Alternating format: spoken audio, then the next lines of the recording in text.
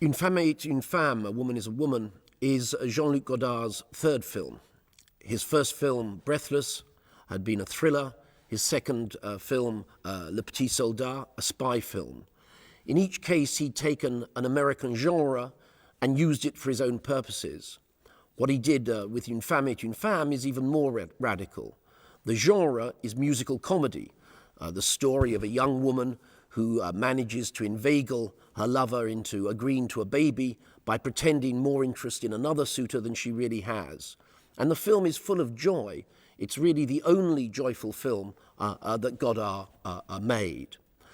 But if you're expecting songs, think again. The genre of musical comedy is here used in the most realistic of ways.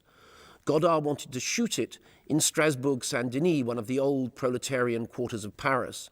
And indeed, he'd found the perfect flat, which an old couple had agreed to let out to Beauregard, his producer's film company.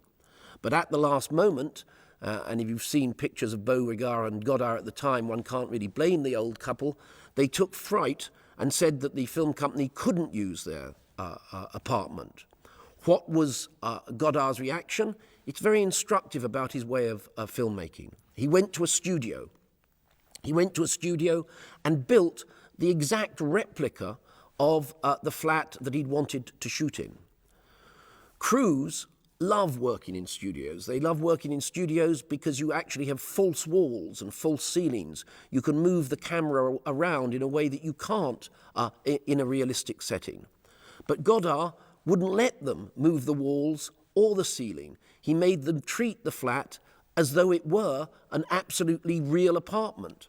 Indeed, at the end of each day's shooting, he would lock the door and no one was allowed in the apartment until he came on set the next morning and opened it up.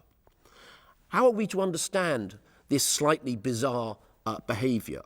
I think we are to understand it in terms of realism, in terms of an absolute determination that the camera shouldn't make the reality that it's recording, but should actually capture a reality which is there independently of the camera's wishes. Moving walls, moving ceilings is a way of falsifying for Godard, and he actually refuses that.